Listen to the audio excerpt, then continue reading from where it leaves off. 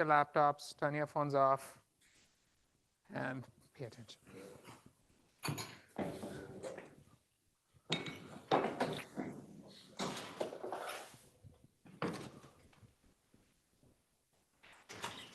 Okay, today is going to be a somewhat long and boring lecture because we have some math. I try to avoid maths if I can in class. We have plenty of equations on the slides. I'm going to, oh, come on, not explain the equations for the most bit, simply because it's my experience that explaining equations in class is the most pointless way of spending time. On the other hand, the equations are on the slides. I'll go over them, gloss over them, and I expect you to go back and take a look at the equations. Now, just to ensure that you get the equations right, this week's quiz, which was originally planned to be a mulligan, will not be a mulligan. So you make sure that you go over the equations and you answer all the questions, so you know what we're talking about in autoencoders and variational autoencoders, right? So do we have people on Zoom? Yes. And first, Eid Mubarak to all of you who celebrate. It's the first time we've actually had a class on this day. So here's the here's where we were. We've seen we were talking about neural networks as generative models that can model the distribution of any data such that we can draw samples from it. We didn't actually get into it. We gave some background. Firstly, here was the problem itself. The problem statement was that from a large collection of data, you had to learn the distribution of the data so that you could draw new samples like it. This is a very common problem in statistics and machine learning. And here, the kind of data we're looking at are very complex data, like images of faces or, the sound of songs, right? And so for this, we need a generative model in order to be able to model the distribution and generate data from it. So what did we mean by a generative model? A generative model is a functional or computational model for the probability distribution of a given data. It can typically be represented as in a parametric form, which is why we have written it as P of x semicolon theta. The theta represent the parameters. And within the structure that's permitted by the particular functional form of the model, you can adjust theta to best model the distribution. And although this is just a function, it actually encodes a generative story for how the data were produced. Now, we can use generative models for a couple of different purposes. Given some vector x, some data, we can try to compute the probability that this could have occurred at random using this model. Second, we can generate data from this distribution, which is what we do when we generate novel feces and such like. So we saw a couple of simple examples, like category distributions, which are histograms, Gaussian distributions, Gaussian mixture distributions. All of these are just generative models, right? And in every case, when we are trying to learn the model for a distribution or learn a distribution, we have to estimate the parameters of the model from some exemplary training data. So if you're trying to learn the parameters of a category distribution, you would have many instances, for example, the roll of a dice. And from these, you would try to estimate the parameters of the distribution that best explain the data. And the specific mechanism we used was based on the principle that whatever data you did observe was very typical of the underlying process. The world is a boring place hypothesis that I mentioned in the last class. And so the probability of the data that you have just obtained must be very high. So we will choose the model, in fact, that has the highest probability of having generated the specific data that you have. And so the standard formulation is that you're going to try to learn the parameters theta that maximize the log probability. Why the log? Because the log is a monotonic function.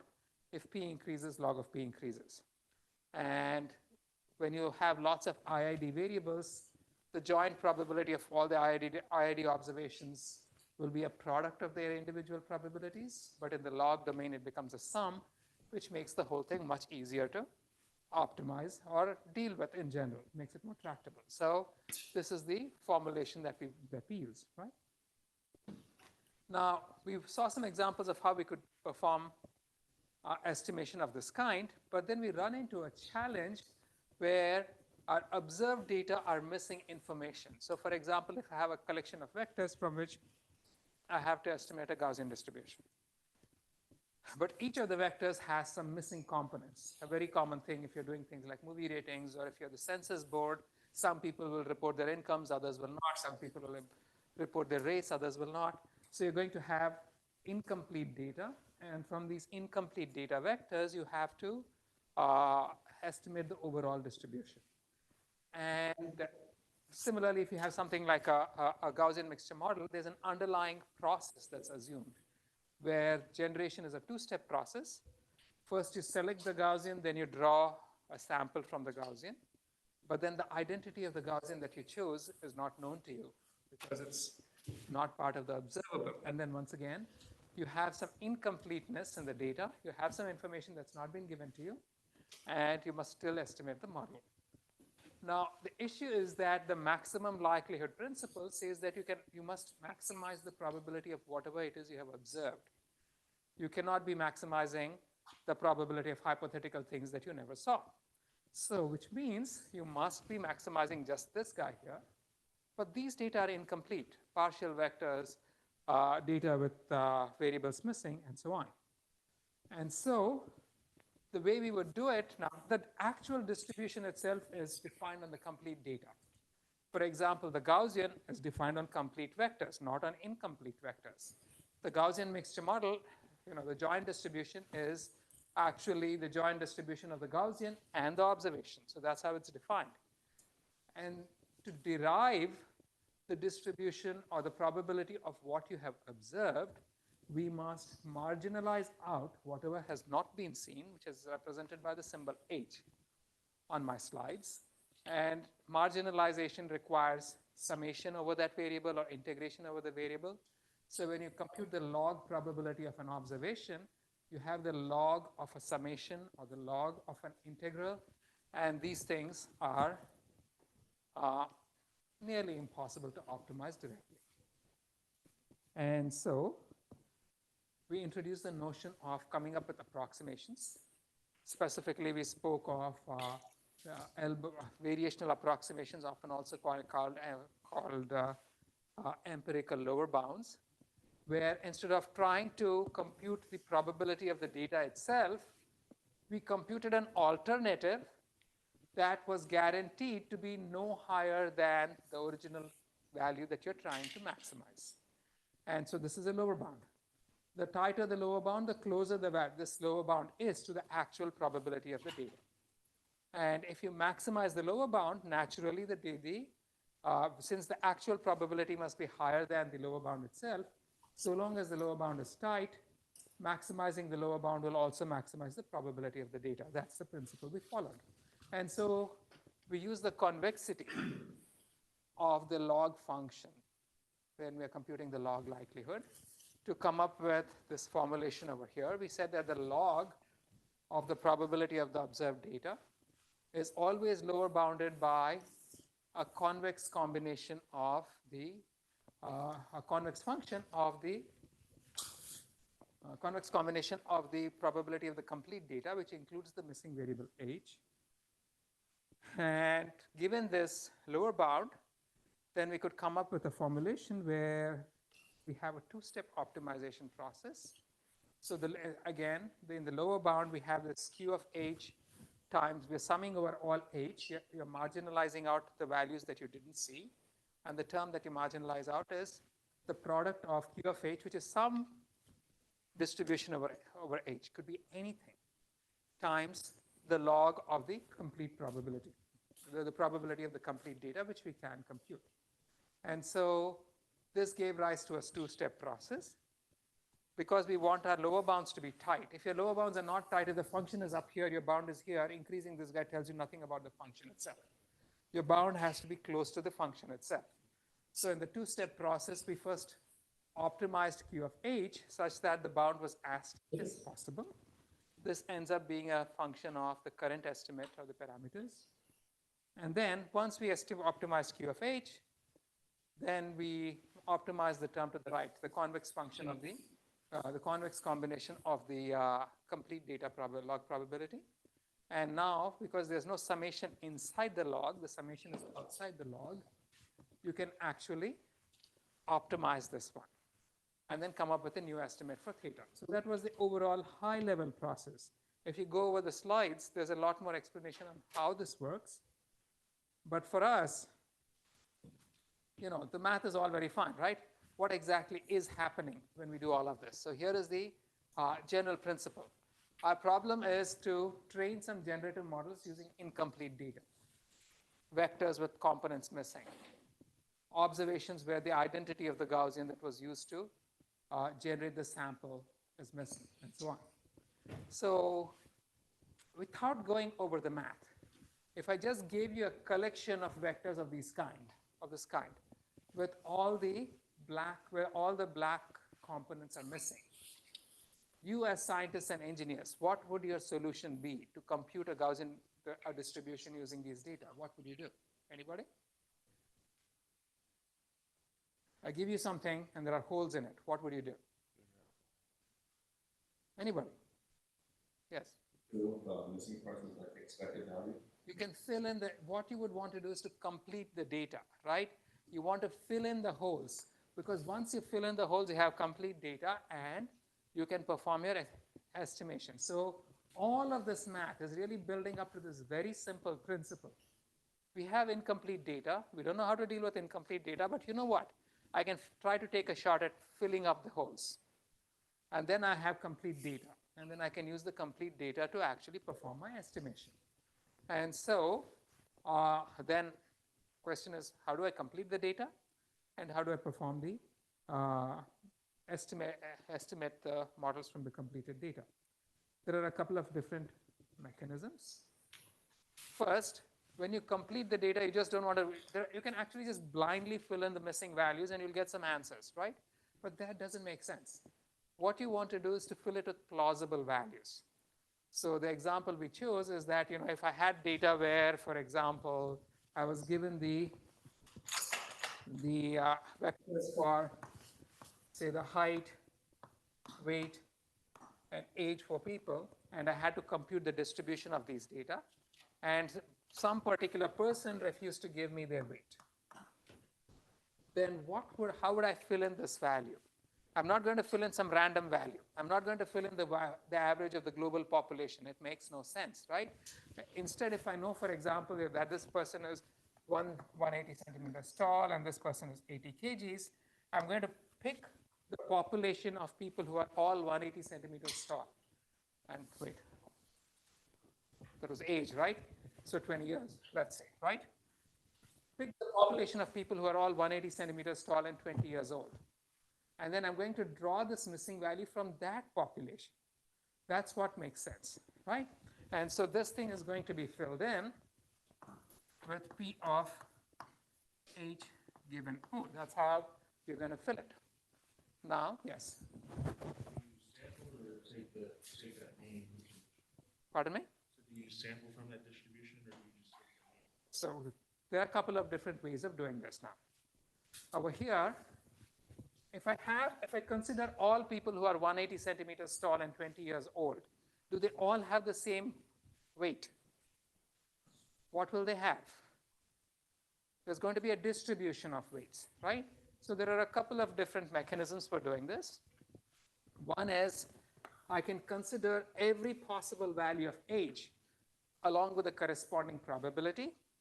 And then I can take an expectation over all possible values of H with the probability obtained from this conditional distribution in deriving the estimate of whatever statistic I'm trying to estimate. Now, often this is going to be complicated because the math may not be clear. Now, once again, here there are two problems. Where did this thing come from? I mean, remember, to begin with, we assume that we don't know the distribution of the data, right? So if I don't know the distribution of the data, how do I know the distribution of the conditional distribution? It's not going to, that's going to be a guess, right? So we have an iterative process where we are iteratively learning the model. At each step, we will have a current estimate for the joint distribution of the H and O, from which we can come to obtain the current estimate of P of H given O, and then use that function. But then, even this may be very hard to derive. So if this is hard to derive, what can I do? What I can do is to come up with an approximation for it. Instead of actually using P of H given O, I can come up with some other P of H given O. In my slides, I'm not representing the O explicitly, but this is, if your actual conditional distribution is something of this kind,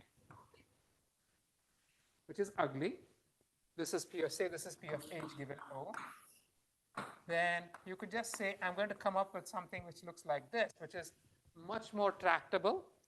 And this is my Q of H given O. And so long as Q of H given O is close enough to P of H given O, I can use it to fill in the missing values. And the whole thing will still work. That make sense to everybody? Right. And so now, taking an expectation over all possible values of H can be challenging. So the simpler thing to do is, I'm just going to draw one sample from this, wait. I'm missing a slide here, right?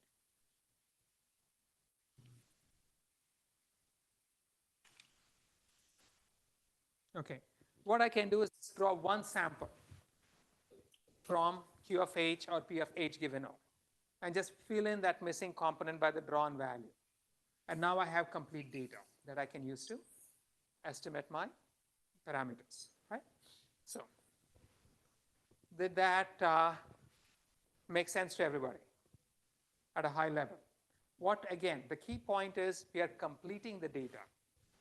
And we are completing the data by drawing from the conditional distribution of the missing components given the observed components for obvious reasons. That's what makes sense. And you can do so either by considering all possible values of the missing component weighted by the probability, or just take one sample. And drawing a single sample is often just much more convenient than trying to take expectations over the entire distribution. And now, once you have complete data, estimation is straightforward, right? Questions? Okay. So the other topic we touched upon was principal component analysis.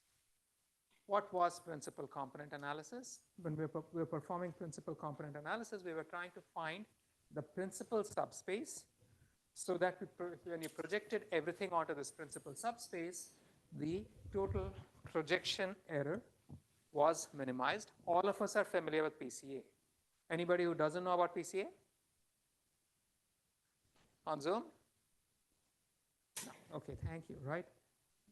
This is one of those lovely questions where not getting a response is great, even though you might not be responding because you're actually not there. Anyway, so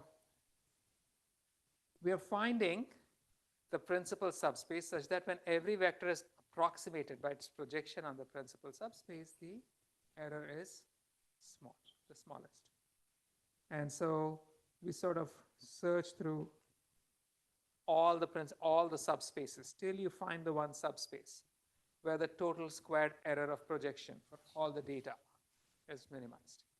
And as it so happens, this, although it looks like an ugly optimization problem, it actually has a nice closed form solution. All of us are familiar with it. You compute the correlation matrix of the data, and then you find the eigenvectors of this correlation matrix. The eigenvectors of the correlation matrix end up being the basis of the principal subspace. And subsequently, you can just project data onto this principal subspace. It's a very nice closed form answer. But then, my slides are ancient. All the fixes I put in last night are gone. There's also an iterative solution. So guys, I'm going to be jumping stuff, and you'll see stuff over here that shouldn't be there because for some reason, the edits I made at home haven't synced on my computer in the office. Okay. So going back here again, what does it mean to try to find a principal subspace? I have some data. Oh. I have some data X, and I'm trying to find a principal subspace which is represented by the basis vector on the principal subspace W, right? And the projection of the data point is going to be some W times Z. So this W is this vector, Z is this length, right? And we are trying to find both Z and W for every single data instance, such that, so if you had several different data instances, each of them is going to have its corresponding Z, but W is common to all of them. And then, so if I write all of these vectors as a matrix, and the corresponding Z's as a matrix, I'm trying to find the W and the Z such that these simultaneously minimize the error between X and WZ. This is what principal component analysis does. And we found a closed form solution for it. But there's an iterative solution for it. And what is the iterative solution? In the iterative solution, I can initialize W somehow.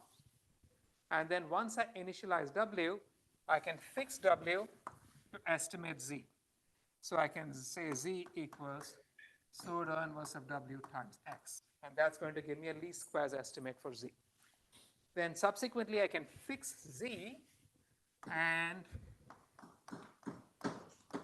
re-estimate W. And I can keep flipping back and forth between these. And this will also give me a solution. And in fact, in some cases, this might be more, that this might be cheaper, right? So the way you do it, you'd come up with an initial estimate for your principal subspace, then find the projection of every data point onto this principal subspace, which means that you've actually been given all of these lengths for every data point. Now fix the lengths so that now the proportional, the relative arrangement of all of the red dots is fixed. And in the second case, with those fixed, you let the principal subspace itself rotate and stretch. So that gives you a new estimate for the principal subspace. This will, you can think of it as letting it rotate to minimize the total tension in all of the strings, the little thin red lines. And then once you find the principal subspace that minimizes the total error, you find the new projections for each of the data points, which is again going to minimize the total error, and then you can keep redoing this till the whole thing converges, right? Now, so this actually ends up looking very familiar. Because when I'm trying to perform principal component analysis, all I've done is I've initialized my W. Then given the W, I've tried to estimate the Z, the Z that minimizes the error between WZ and X. Then I've fixed the Z, and from the Z, I've computed X hat, which is W times Z, and tried to find the W that minimizes the error between WZ and X.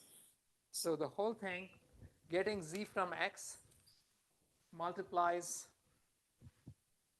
so I can write like this, getting Z from X multiplies X by the pseudo inverse of W, getting X from Z multiplies Z by W, right?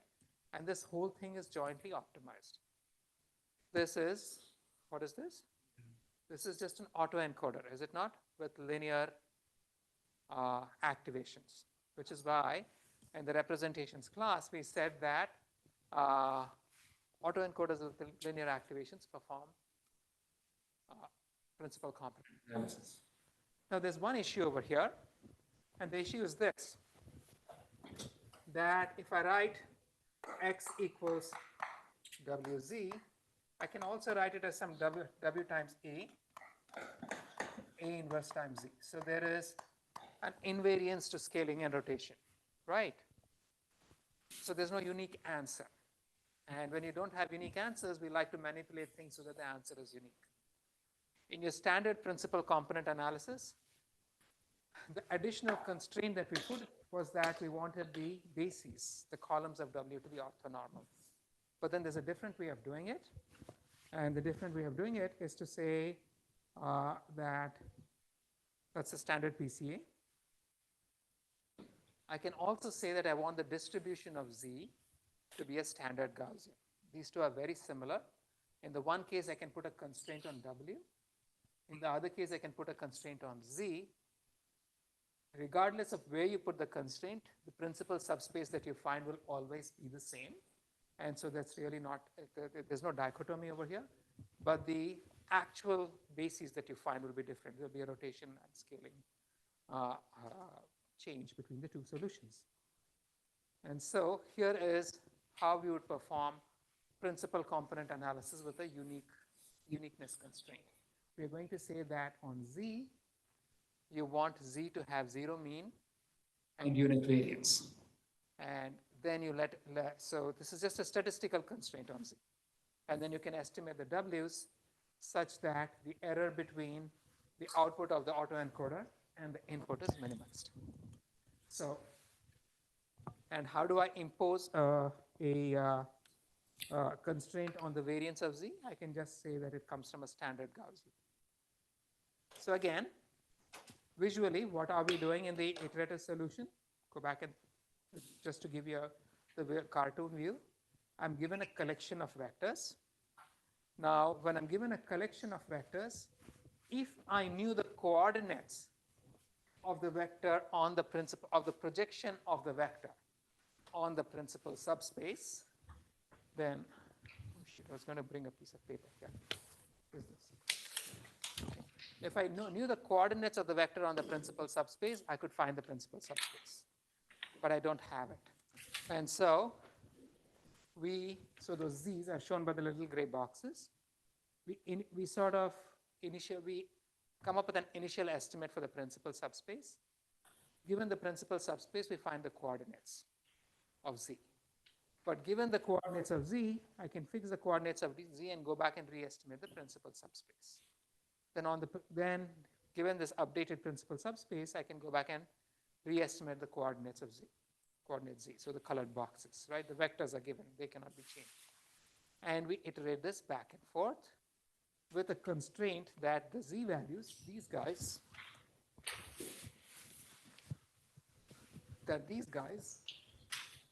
have a distribution that is standard Gaussian, right? And so the whole thing look familiar? This is just, what does it look like?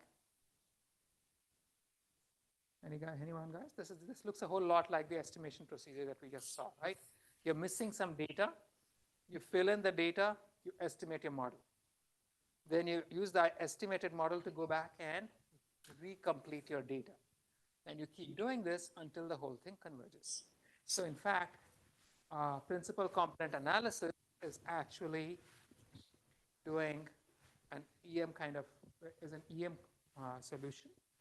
And whenever we speak of EM, expectation maximization, or maximizing, optimizing a statistical model, there's an implicit assumption that we are actually encoding a probability distribution, right?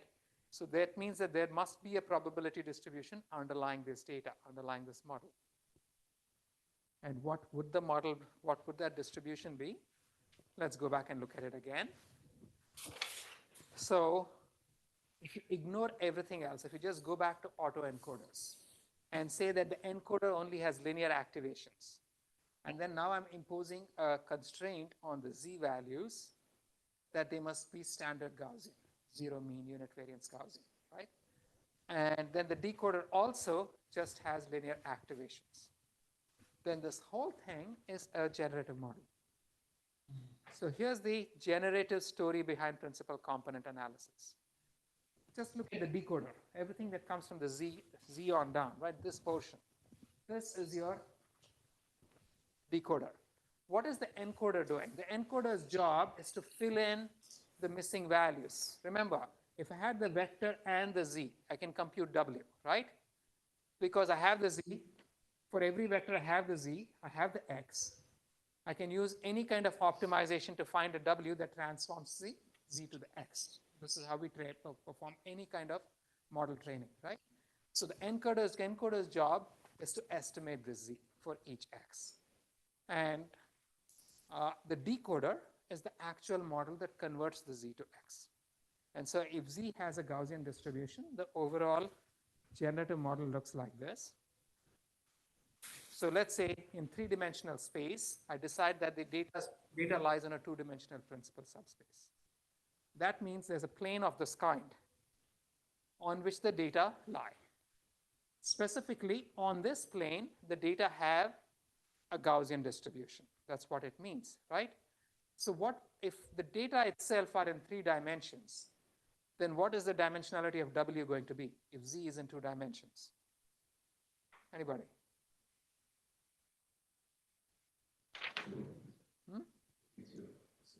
So no, but the W, so is W going to be just a vector? So W is going to be, guys, somebody wake up. Or may, or since I will be since the class has no effect at all, I'll let you celebrate Eid and we'll go home, stop the class right away, right? So I have an in 2-dimensional vector going in. The output is generating data in 3 dimensions. There is no activation, linear. It's a linear activation. What will the size of the W matrix be? Pardon me? It's going to be, or if it's a column vector, it's 3 cross 2, right? We have a 2-dimensional vector going in and a 3-dimensional vector coming out. And so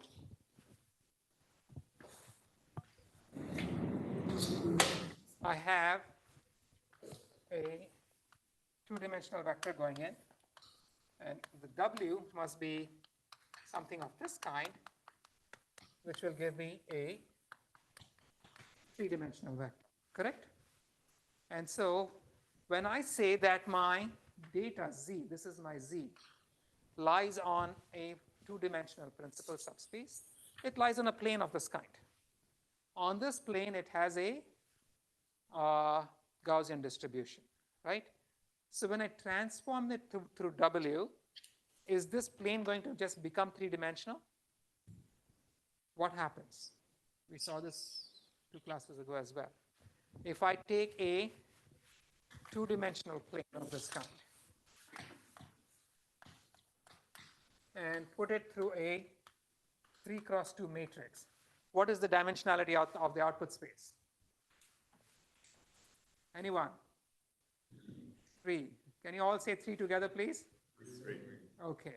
Are you sure it's 3? Yes. Can it be 5? Can it be 2? No. Okay, so what is the number 2 doing out on this side? What is the number 2 doing on this side?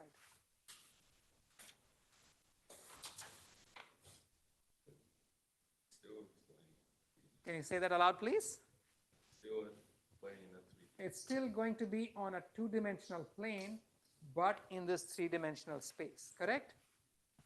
So we took this 2-dimensional principal subspace, but then we put we said the data have a standard Gaussian distribution on it, meaning all the equal probability contours are perfect circles. When I transform it through W, it's going to go into 2 dimensions, but it's going to stretch and distort and stretch and skew and rotate, right? So what will happen is that if I have a principal subspace over here with perfectly circular equal probability contours, that's a Gaussian distribution. What comes out over here is going to be a plane of this kind in 3D space, except the Gaussians are not going to be circular, they're going to be elliptical, right? And so the generative story says that drawing a sample over here and putting it through that transformation is the equivalent of saying that to draw a point, I'm taking a Gaussian step on this 2-dimensional plane in 3D space. That makes sense? Right.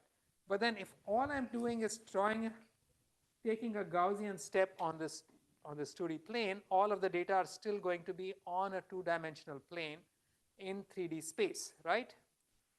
But in 3D, do you expect the data to only lie in a 2-dimensional plane? Yes, no? Okay, everybody say no. Okay, why no? Pardon me? it's three-dimensional data, right? It's lying in 3D space. So how do you account for what is not on the plane? And so what principal component analysis says is that to generate the generative story behind principal component analysis is that you take a Gaussian step on this plane, and then you take a step at 90 degrees to the plane, where the length of the step is also distributed according to a Gaussian to get to the final data point. Does that make sense to everybody? And so if everything is Gaussian, Z goes in as a Gaussian. It's in the k-dimensional subspace, right? K-dimensional principal component space. After transforming by W, it becomes a full n-dimensional space. And then on that n-dimensional space, then you're adding some orthogonal noise to it to get the full data point, right? So if the input Z has a Gaussian distribution, what is the distribution of x hat over here, where x hat is A times Z? Anybody? If Z is Gaussian, what's the distribution of x hat? Gaussian, right? I did not, because all it did was rotate the space and stretch it. But it's still going to be a plane, right? And then when I add Gaussian noise to it, what is the distribution? It's still going to be Gaussian. And so principal component analysis basically assumes that you have Gaussian data. It's assuming a very specific generative story for the data, that you're taking a Gaussian step on a plane, and then you're taking a Gaussian step 90 degrees to the plane. And so the overall distribution of the data is still Gaussian, and PCA actually performs maximum likelihood estimation of the transformation W, which is basically the basis of this principal subspace, and the variance of the noise that you add that is orthogonal to the subspace itself. Right, so that's the generative story behind PCA. And it will always, this means that PCA assumes that the data are Gaussian, right? Here's my first part.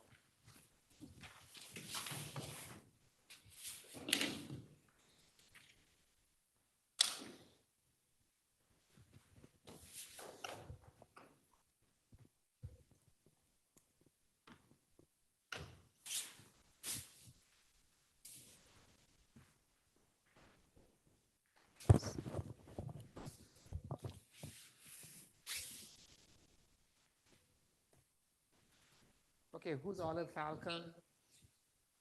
Is there an Olive Falcon in class? Not present. Okay, there's a Lime Zebra.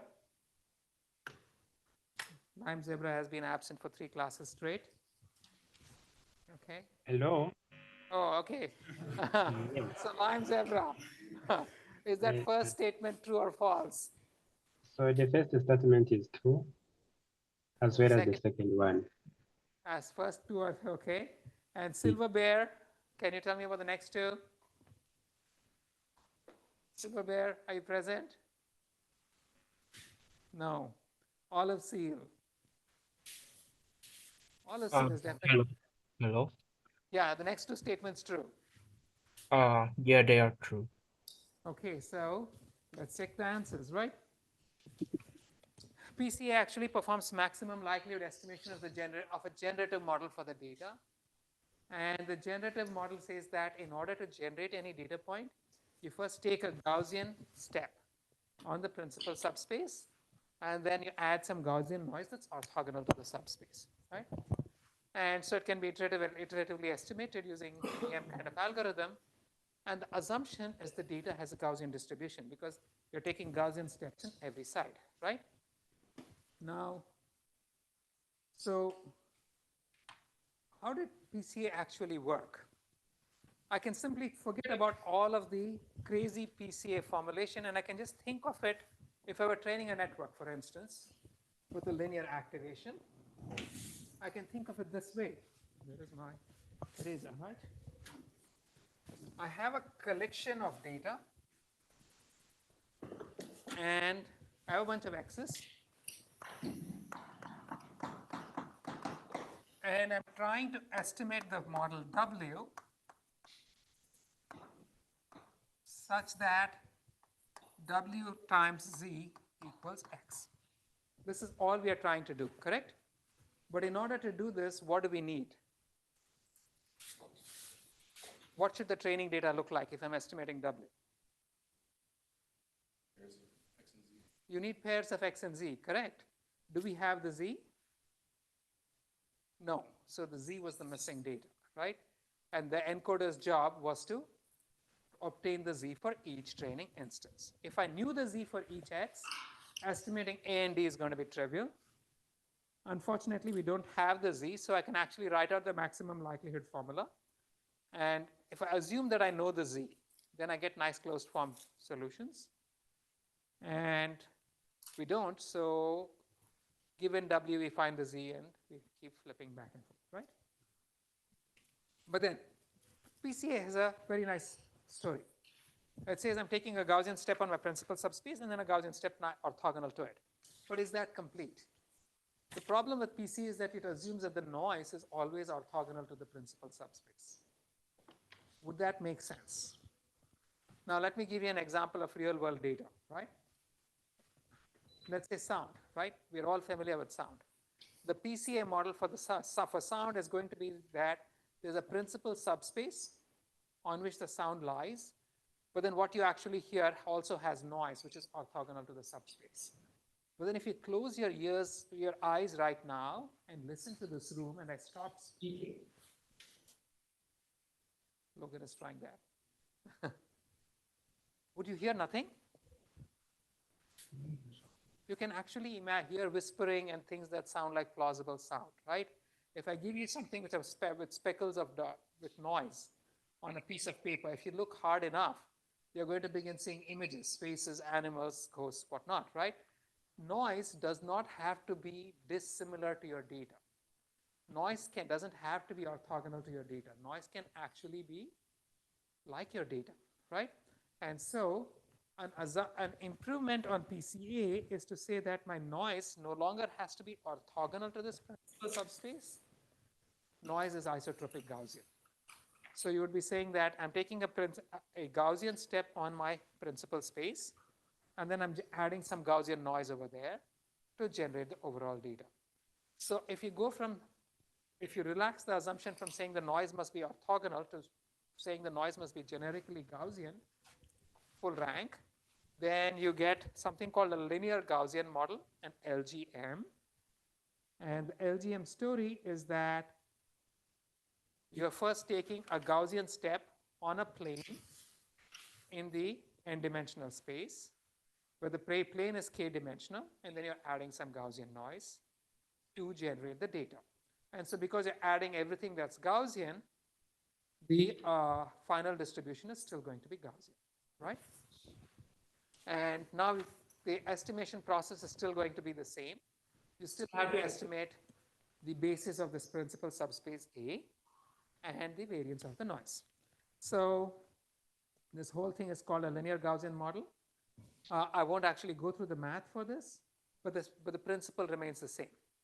If you want to estimate the parameters of this model, which is actually an improvement over PCA, then it's still the same model. You're saying that every data point X, in order to generate any given data point, you're generating a Z from a standard Gaussian. You're putting it through a linear transform, which gives you X hat, which gives you a Gaussian on a low dimensional subspace in the high dimensional space. And to this, you add some fuzz, which gives you the final data, right? And the overall distribution is still going to be Gaussian. Now, if you want to estimate this model, then for every X, if you had the corresponding Z, then you can simply use standard estimation procedures to estimate W and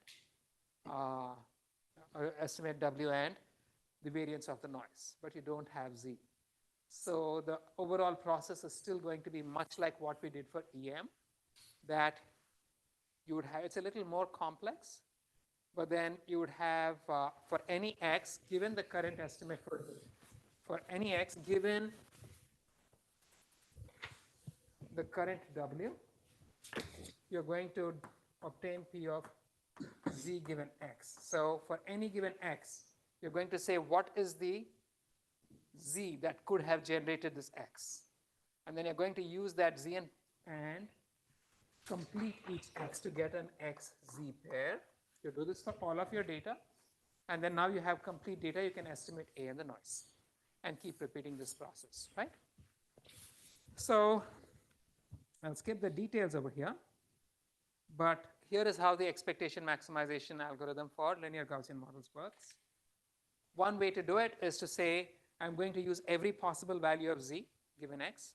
And because everything is Gaussian over here, z is Gaussian, x is Gaussian, so p of z of x, z given x is going to be Gaussian. Everything is tractable.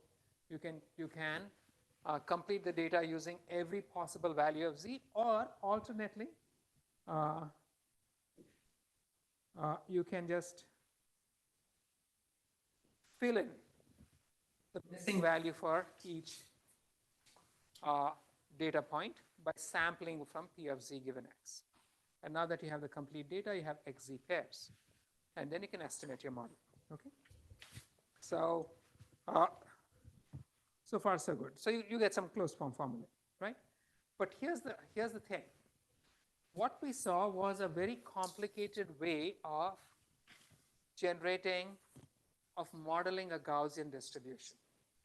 And this model was based on a little assumption that the actual data lies on a low dimensional manifold within the high dimensional space. And because the low dimensional manifold was linear, generative model said, I can generate data from a standard Gaussian, put it through a linear transform, which will give me a low dimensional planar manifold in high dimensional space, and then add Gaussian noise to it. And that helps me generate my data, right? So so this is going to work very well for data which have distributions of this kind, where the actual data are Gaussian distributed, okay? Now, just a poll.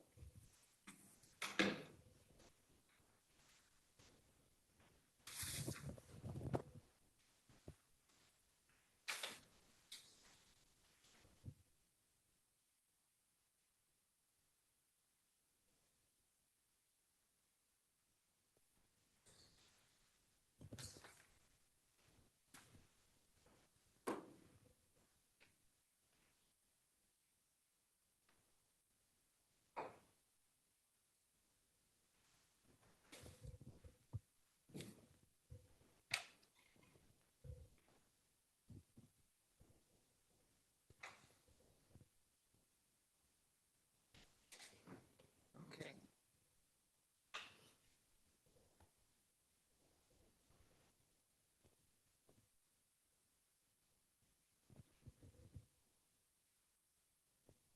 All right. So who's indigo woodpecker? Indigo woodpecker, are you present? Indigo woodpeckers absent for the second week straight. Emerald hippo. Who's emerald hippo? Also absent. Lavender rabbit. This is a new one. So who's lavender rabbit? Lavender rabbit, the very first time I've called you in class, Hello, you've been absent. Okay. I'm No, very all right. happy here. Sorry, okay. Tell me the first two. Are they right? Yes, they're true. Okay, thank you. Right? Who's navy leopard? Navy leopard is absent. And there's a gold zebra. This is also a first time. Who's the gold zebra? Okay, this person also has the unique honor of being absent the first time I called them. Okay. The scarlet woodpecker. Who's the scarlet woodpecker? Hello. Yes. The third and the fourth, are they true? Yeah, they are true. Okay. Somebody here want to tell me about the fifth statement. Is it true? Also true, correct? And so, thank you everybody. The linear Gaussian models are also called factor analysis. And they model the distribution of the data as a Gaussian centered on a principal hyperplane.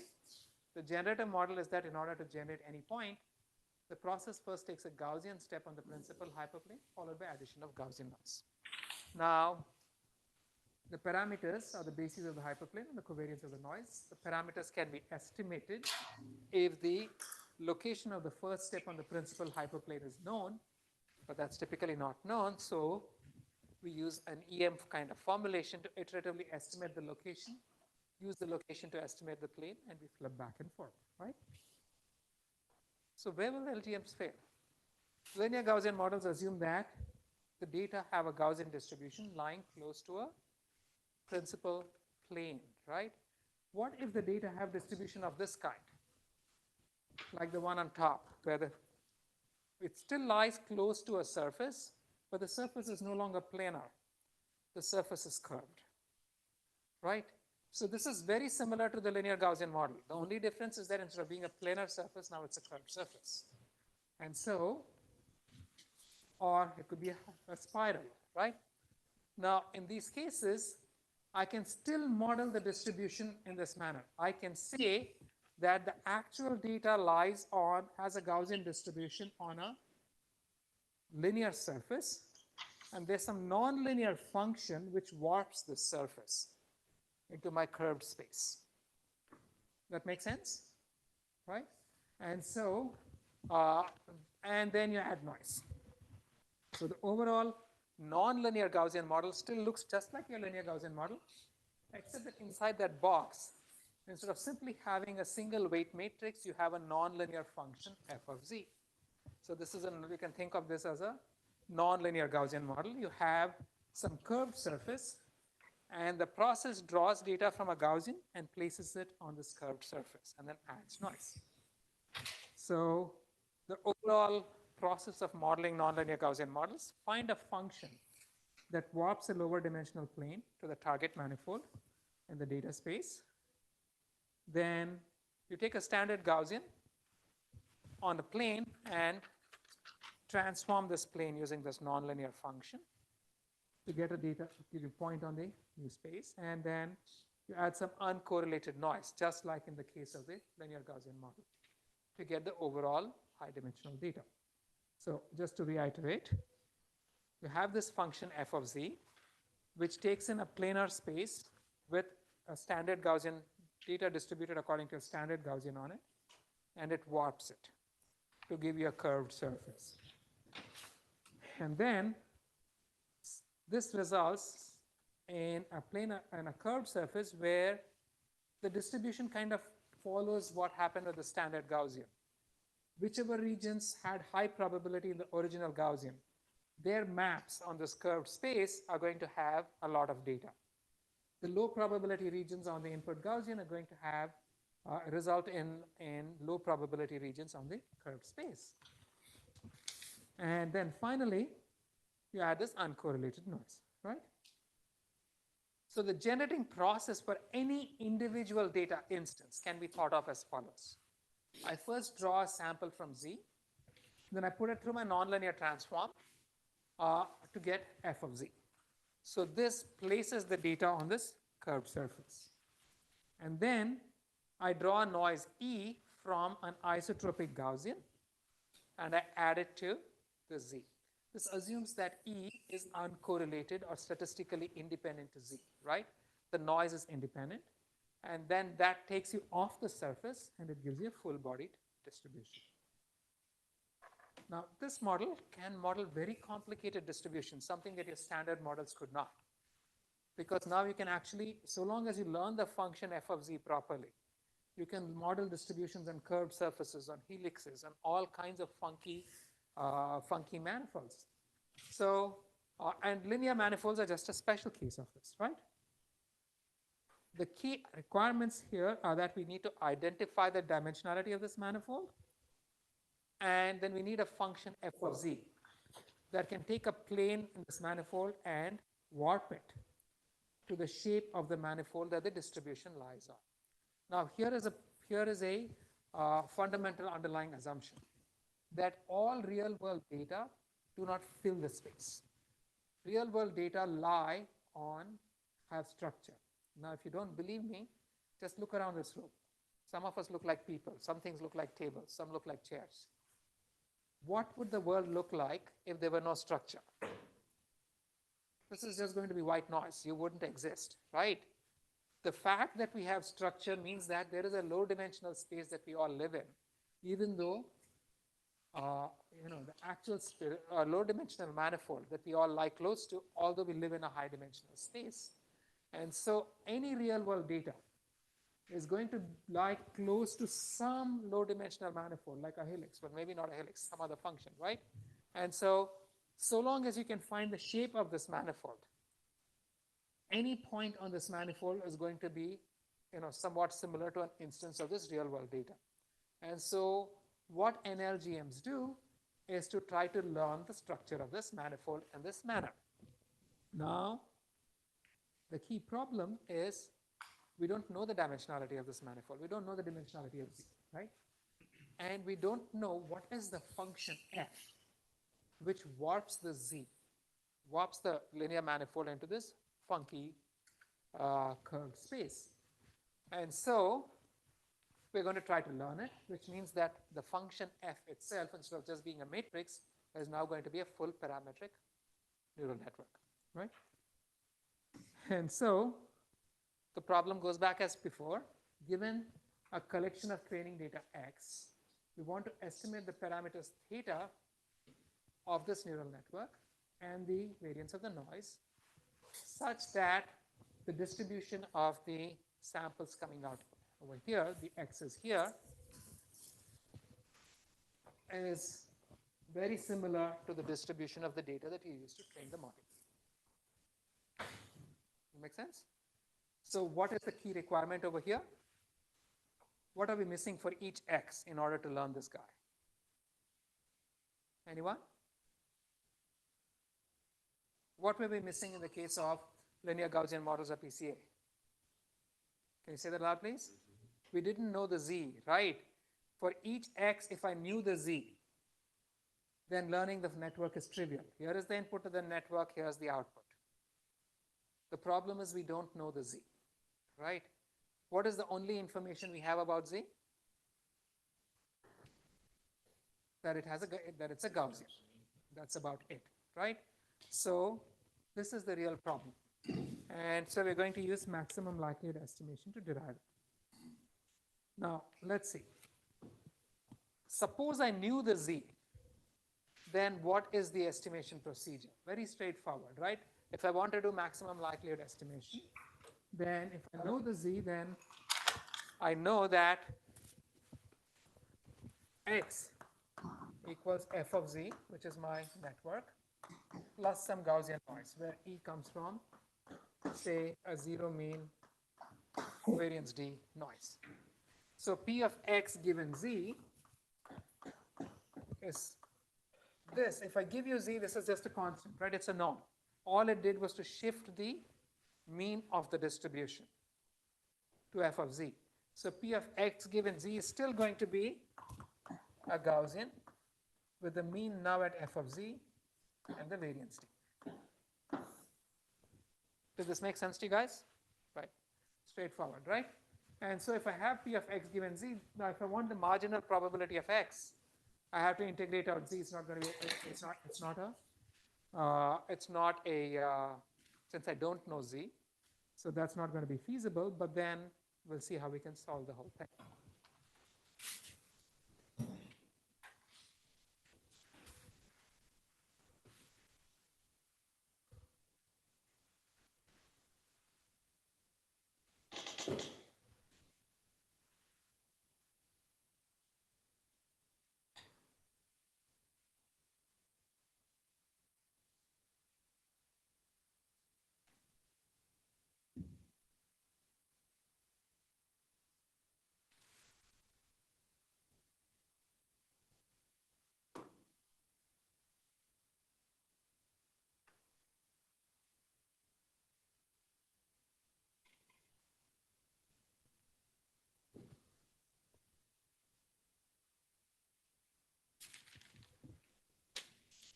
Okay, we have a bronze tiger. Who's the bronze tiger? Do we have a bronze tiger in class? Yes, we do. Okay. What is the what? Can you tell me if the first two statements are true? They are true. Thank you. And line bare again. So, yes, the third and fourth, also true. And who's the Emerald Eagle? Emerald Eagle, are you present? No, the Emerald Eagle is absent. Okay.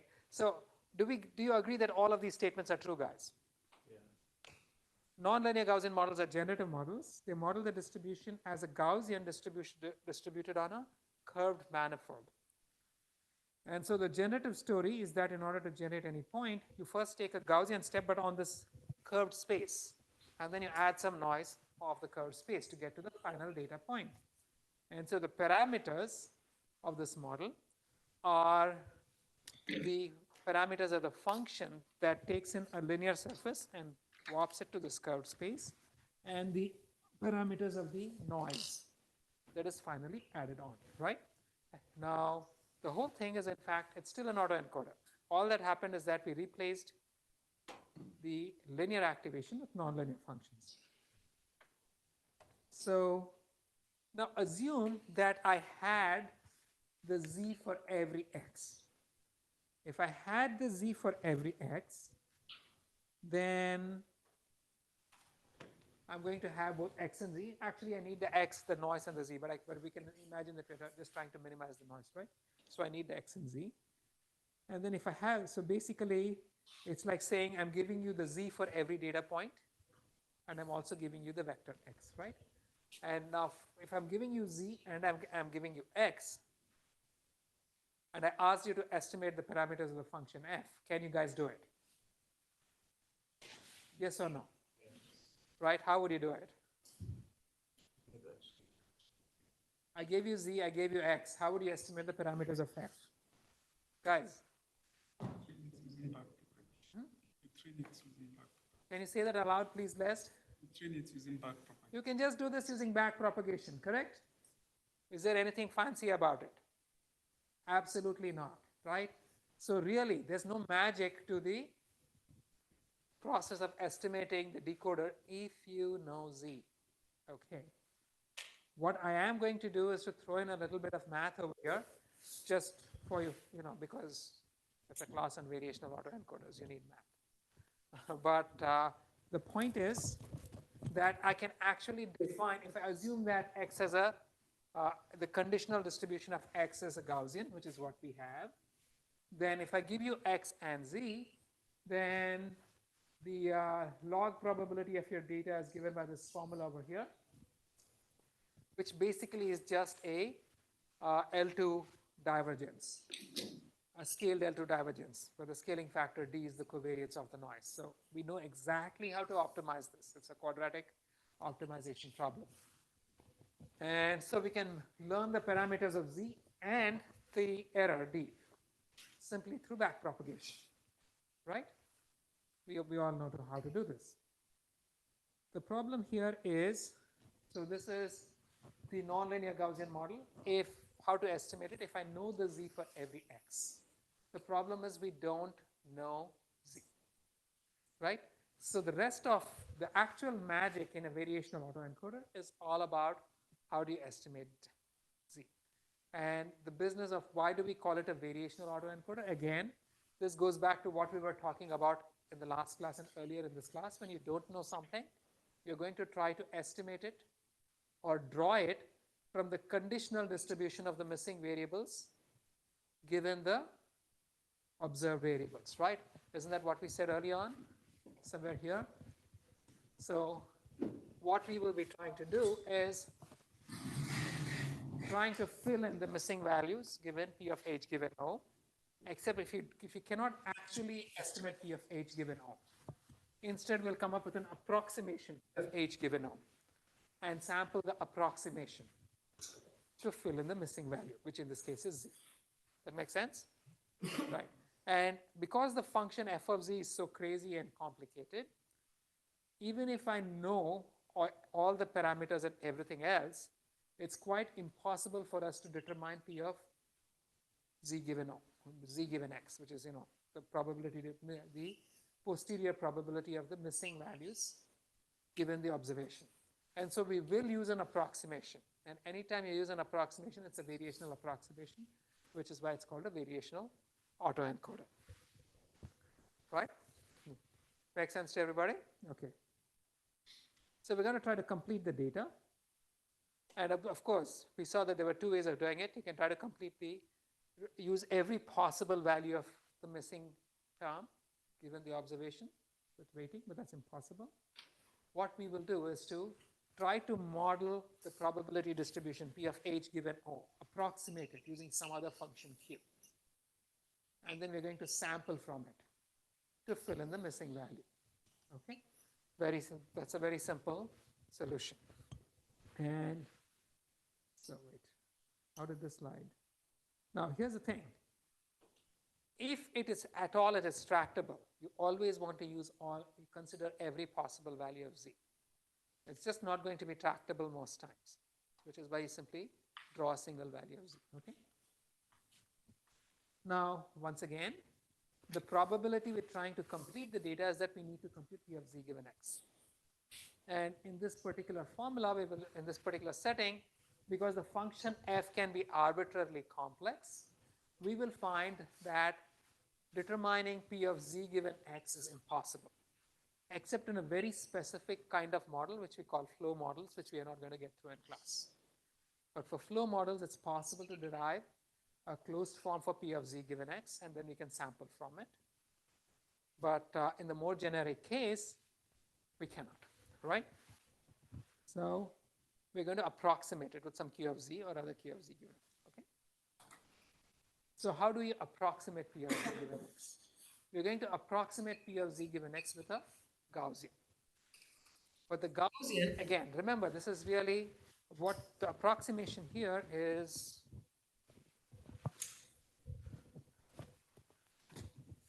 We are trying to model, instead of H, I can call this Z, given X. We find that this is impossible to estimate. So we are approximating it with Q of X, Q of Z given X. And this we're going to say is a Gaussian. But then, is this a generic Gaussian? No. For every X, this Gaussian will be different, right? Because the probability distribution of the missing values given the observed values is going to be specific to the observed values. So the mean and the variance of this Q are going to be a function of X to fully define the Gaussian. And so this is what the model is going to look like. You're going to, the X goes in, and you have some model which computes both the mean and the variance using some other parametric function. And now once you estimate those mean and variance, you have a Q which approximates the posterior probability of Z given X. And now once you approximate it, you can draw Z from it, and then you can estimate your model. But the problem is, this guy has to be estimated too, right? So where do these phi's come from? And a lot of the work in the entire variational autoencoder formalism goes into determining where the phi's come from.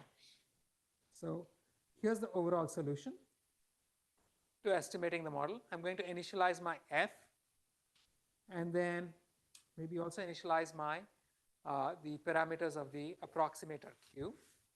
Then for each x, I'm going to draw the z from the approximation. And so now I have the q and the z, both, the x and the z. And then using both, I can feed x as input and z as output, and try to determine the phi such that q of z given x, the relation best approximates the posterior probability distribution. And then given z as input and x as output, I can try to determine the parameters of the function f, right? So to estimate this guy, I'm going to have x as input and z as output. To estimate this guy, this is going to have z as input and x as output. That's it, right? So there's the complete pipeline. I'm going to initialize theta and phi.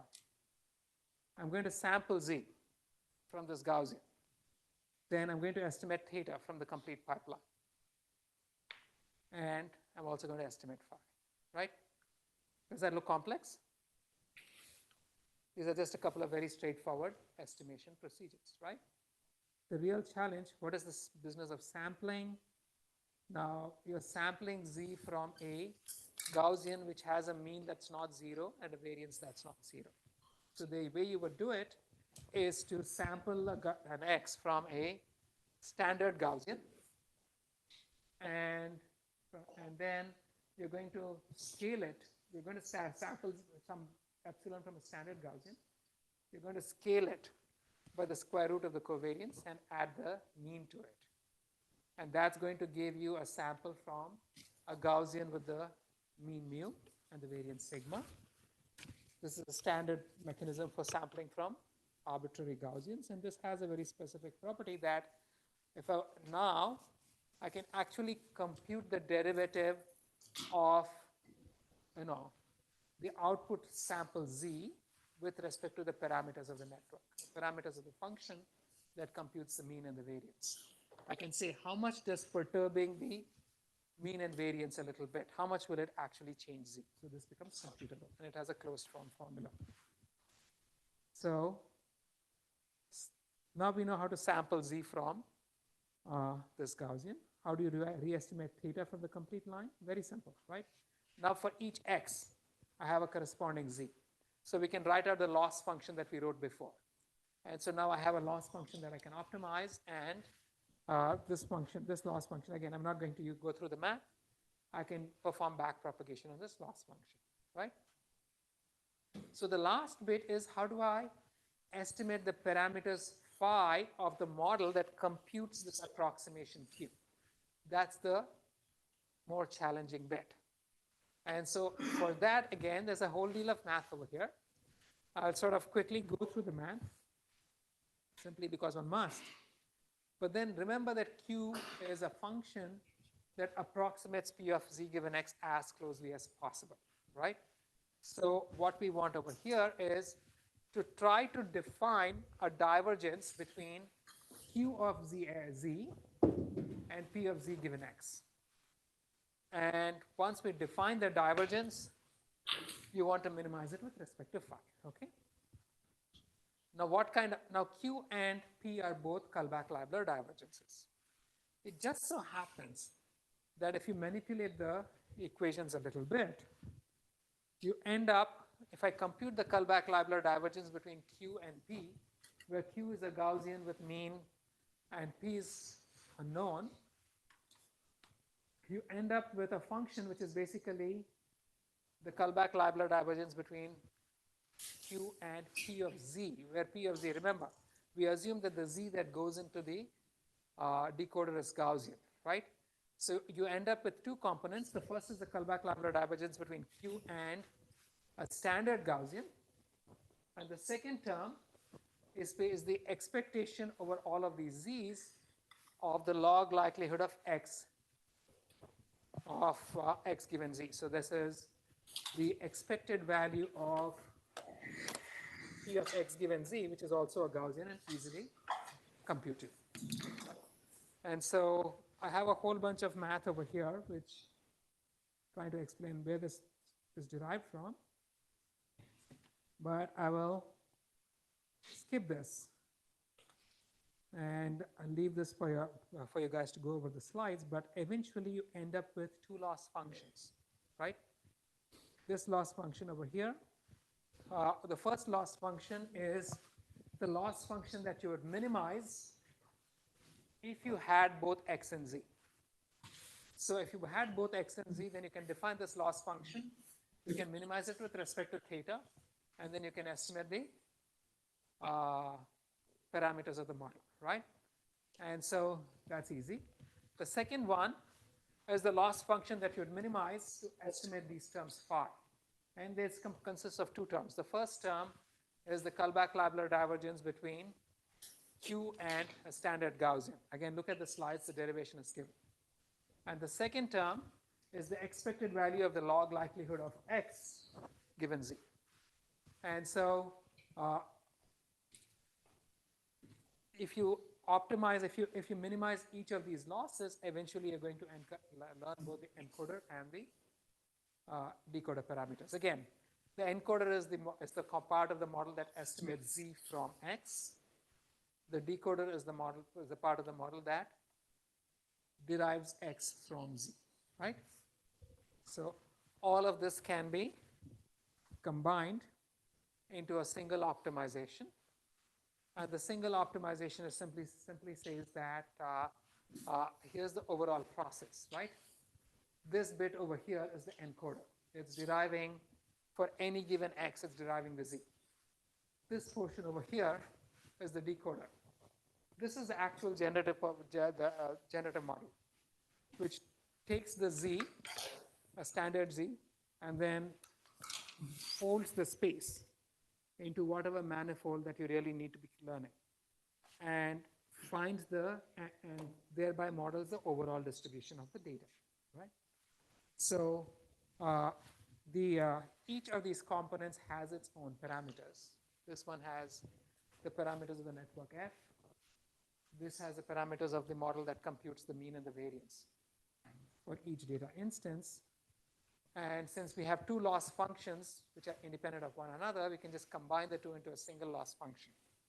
And this loss function must be optimized with respect to the parameters both theta and phi. So again, I'm not going through the math. Please go through the math is fairly clean on the slides. Please go through it, right? I'm trying to just explain the concept.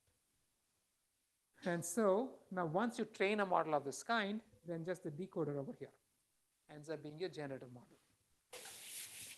I can now, this thing models the distribution of the data from that you've tried to train the model with. And generating data in this part of the model should give us data similar to the training data. Very simple concept. So where are the neural networks? F of z is a neural network. And you also have a neural network that computes the mean and variance of the Gaussian approximation Q to the posterior probability of z given x. Okay? So this whole thing is what is called a variational autoencoder. The lower portion is the encoder. The upper portion is the decoder. The decoder is the generative portion of the model. The encoder is primarily needed only for training, but it can also be used to compute the approximate distribution of the latent variable z, given the input x. And so this guy, mu of x, can also be thought of as the expected value of z. What is the expected value of the latent variable z that could have generated any given data point x? So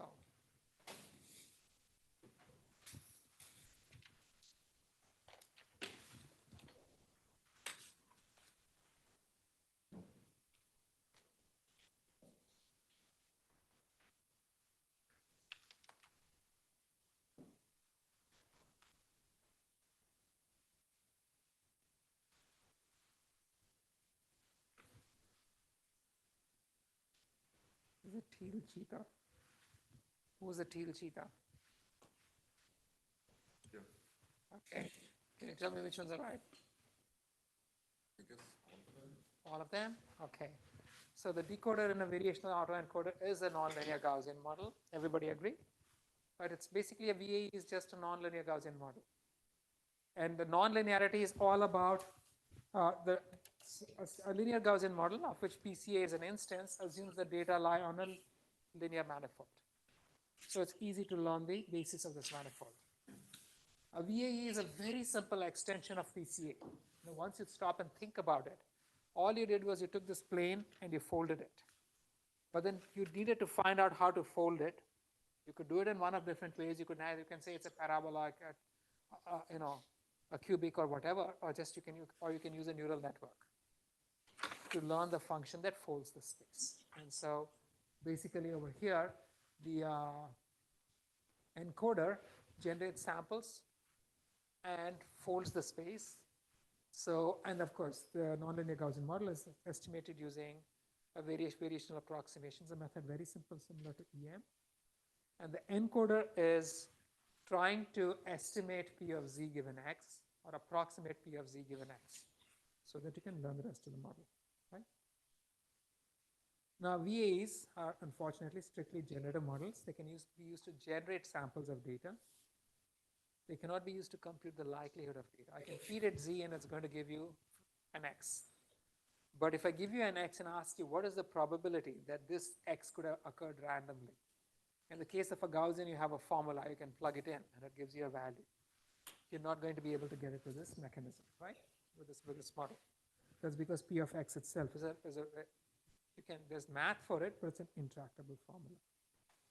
And so there are lots and lots of examples on the web of original VAEs. The very first paper showed how the simple model can generate things like digits and faces, right? And how you can actually use the latent variable Z to transform things and so on, right? But there's one small thing that I would like to point out. If you take a look at the lower panel, this is data drawn from a VAE that has been used to learn the distribution of images of faces. And then you draw if you want to generate new faces, you draw random samples from Z, put it through the function, and each sample is going to generate a face, right? Now, do those images at the bottom, do they look like nice, clean faces, or are they fuzzy? They're fuzzy, right? So, if they are fuzzy, here's a question, right? Final bit.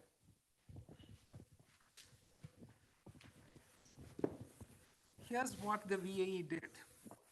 The VAE said, I'm taking some Z, I'm putting it through some function F, right?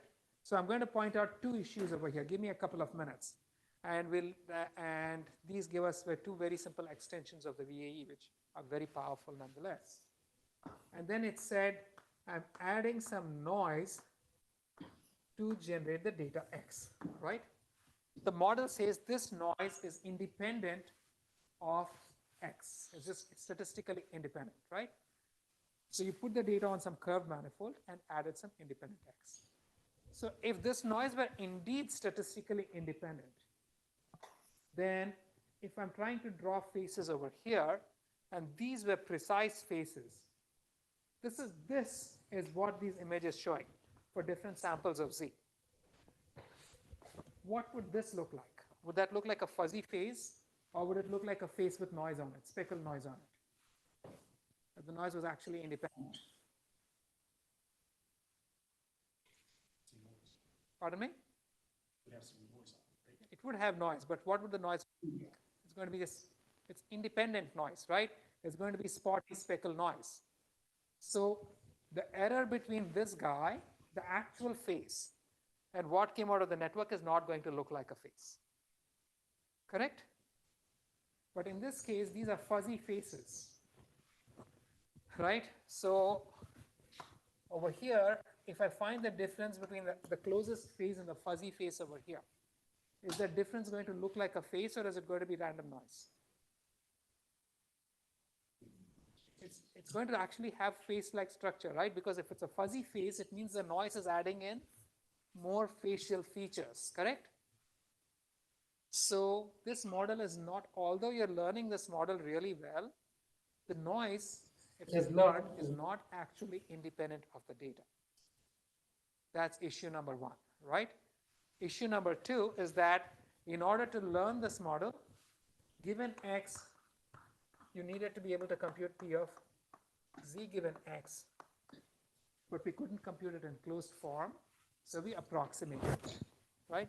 So here are two issues. One is you can't get P of Z given X cleanly. The second is the noise actually ends up being correlated. So there are two solutions here. In the first case, we can try to come up with a variation of the model which gives you a closed form for P of Z given X. Those are what are called flow models. In the second case, we can try to model this noise itself using a variational auto encoder so that you can keep sort of squeezing the statistical dependence out of it. And that gives you what is called a diffusion model. And so these are topics that we'll be covering. One of these is a topic we'll be covering in a later class. Right. Thank you for your patience. Thank you for staying a few minutes early.